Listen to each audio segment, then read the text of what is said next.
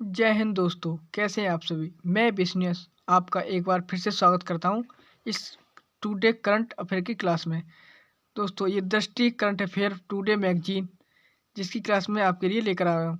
दोस्तों, मैं पहले से इसकी 6 क्लास करा चुका हूँ। ये आज 7वें नंबर की क्लास है, जिसमें आज हम देखेंगे क्या देखेंगे। आज इसमें हम पहले से ही मैं संवैधानिक प्रशासनिक घटनाक्रम इसमें करा चुका हूँ। तो आज हम क्या देखेंगे इसमें, आर्थिक घटनाक्रम की क्लास में मैं रुपए का अंतर्राष्ट्रीयकरण करा चुका हूँ। तो आज हम करेंगे धीमी जमा वृद्धि को हम आज करने वाले हैं। धीमी जमा वृद्धि को आज हम करेंगे। तो क्या है धीमी जमा वृद्धि, इसके बारे में देख लेते हैं। धीमी जमा वृद्धि ये चर्चा में क्यों है? तो हाल ही में आरबीआई ने ऋण वृद्धि, परिसंपत्ति गुणवत्ता और नए जमाने के प्रौद्योगिकी समाधानों को अपनाने के संबंध में जमा राशियों की घट रही वृद्धि पर चिंता जताई है और बैंकों को सतर्क रहने की सलाह दी है। बैंकों को सतर्क रहने की सलाह दी है। बैंकों को सतर्क रहने के लिए क्यों कहा गया है? तो ये इसके कुछ पॉइंट है जिसे हम देख लेते हैं। तो इसमें पहला पॉइंट क्या दिया है? आरबीआई ने कहा कि घरेलू समष्टि अर्थशास्त्री परिदृश्य को मजबूत माना जा सकता है, लेकिन वैश्विक चुनौतियों के प्रति यह संवेदनशील है। अगला पॉइंट है इसमें, यह वर्तमान वैश्विक 3 स्रोतों से उत्पन्न हो रही है। अगला पॉइंट है इसमें, यूक्रेन में रूस की कार्रवाई ऊर्जा आपूर्ति एवं कीमतों को विशेष रूप से यूरोप में प्रभावित करती है। अगला पॉइंट इसमें क्या है? चीन में जीरो कोविड नीति के कारण बार बार लॉकडाउन लगने के कारण आर्थिक मंदी हुई है। अगला पॉइंट इसमें, मुद्रास्फीति के दबाव के कारण जीवन यापन की लागत में वृद्धि। इस प्रकार दुनिया भर में मौद्रिक नीतियों, विशेष रूप से उन्नत अर्थव्यवस्थाओं को सख्त किया जा रहा है, जिसमें उभरती और विकासशील अर्थव्यवस्थाओं में वित्तीय स्थिरता जोखिम के बारे में चिंताएं उत्पन्न हो रही हैं। चिंताएं 2 व्यापक तरीकों से उत्पन्न होती हैं। कितने? 2 व्यापक तरीकों से। इसमें क्या? पहला पॉइंट इसमें, कम बाहरी मांग निर्यात मांग को कम करती है। आर्थिक विकास को पूरी तरह से घरेलू मांग द्वारा संचालित करने के लिए बाध्य करती है, जो पर्याप्त रूप से मजबूत नहीं हो सकती।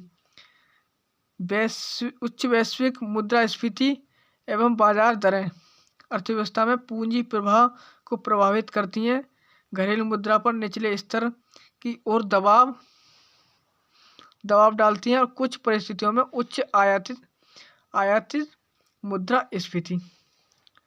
अगला इसमें, इस संदर्भ को देखते हुए नियामक ने अपने नवंबर 2022 बुलेटिन में कहा था, घरेलू व्यापक आर्थिक दृष्टिकोण को सबसे अच्छे लोचशील किंतु विकट वैश्विक परिदृश्य के प्रति संवेदनशील के रूप में चित्रित किया जा सकता है। जमा वृद्धि की तुलना में ऋण वृद्धि के बारे में क्या अनुमान लगाया जाता है? बैंकों की क्रेडिट डिसर्सिंग बेंथिंग उनके इन हाउसिंग रिजर्व द्वारा निर्धारित की जाती है। इससे भी महत्वपूर्ण बात यह है कि अधिक आर्थिक गतिविधियों के साथ ऋण की मांग बढ़ती है। आरबीआई के अनुसार कुल ऋण मांग की वर्तमान में एक असमान प्रोफाइल है। शहरी मांग मजबूत दिखाई दे रही है और ग्रामीण मांग को सुस्त थी, उसने ही हाल ही में कुछ मजबूत हासिल करनी शुरू की है। उसी क्रम में सेवाओं, व्यक्तिगत ऋण, कृषि और उद्योग के नेतृत्व में वाणिज्यिक बैंक ऋण वृद्धि भी हो रही है। यह कार्यशील पूंजी आवश्यकताओं को पूरा करने के लिए बैंक ऋण हेतु बढ़ती प्राथमिकता को दर्शाता है। आगे देख लेते हैं इसमें आगे क्या देखा है। इसमें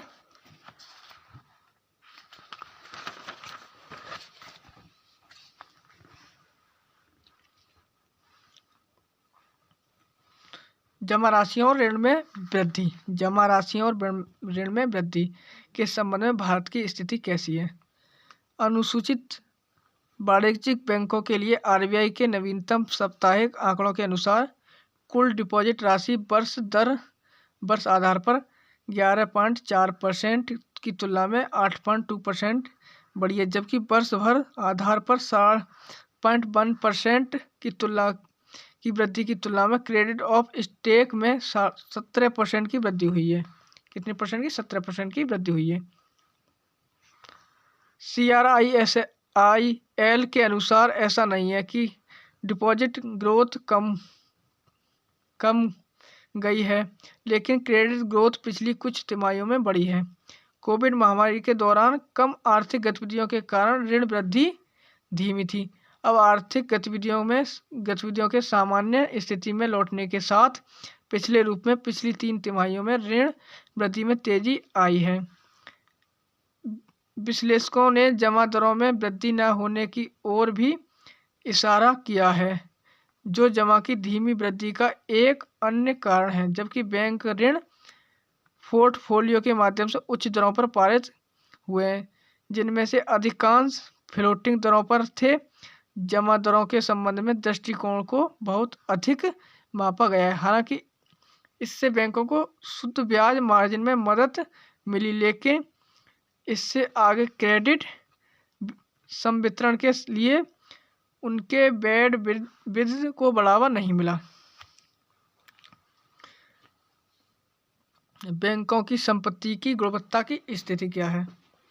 तो ये आरबीआई के नवंबर 2022 बुलेटिन में बताया गया है कि सकल गैर निष्पादित संपत्ति GNPA में लगातार गिरावट आई। शुद्ध NPA कुल संपत्ति का 1% तक गिर गया। लिक्विडिटी कवर मजबूत है और लाभदेयता बढ़ी है। हालांकि बाजार सहभागियों ने व्यापार आर्थिक स्थिति के आलोक में कॉरपोरेट्स के संबंध में चिंता जताई है। कॉरपोरेट ऋण बुक में परिसंपत्ति गुणवत्ता में सुधार की उम्मीद की जा सकती है। इसका कारण कॉरपोरेट्स भारत में पिछले कुछ वर्षों में हुई डीलीवरेजिंग है, जिसमें अधिकांश कॉरपोरेट्स अपने ऋण स्तर में कटौती करने और अपने क्रेडिट प्रोफाइल में सुधार करने में सक्षम है। National asset reconstruction company limited की स्थापना के कारण आगामी वित्त वर्ष के दौरान कॉरपोरेट NPA में कमी आने की उम्मीद है। इससे उन कुछ पुराने कॉरपोरेट ऋण NPA को खत्म किए जाने की उम्मीद है, जो अभी भी बैंकों के पास हैं। हालांकि विश्लेषकों को उम्मीद है कि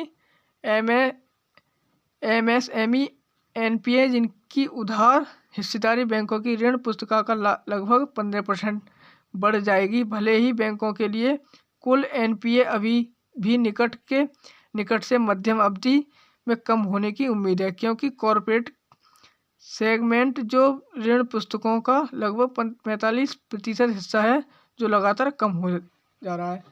ये यहीं तक हो गया। इसका क्वेश्चन क्या है इसके बारे में देख लेते हैं। आज का क्वेश्चन है इसका संभावित ऋण वृद्धि परिसंपत्तियों गुणवत्ता और नए जमाने के प्रौद्योगिकी समाधानों को अपनाने के संबंध में जमा राशियों में कम हो रही वृद्धि चिंता का विषय है। विश्लेषण कीजिए। आज की क्लास यहीं तक है। अगली क्लास में देखेंगे मुद्रास्फीति लक्ष्यीकरण। ये अगली क्लास में देखेंगे। तो आज की क्लास यहीं तक। जय हिंद।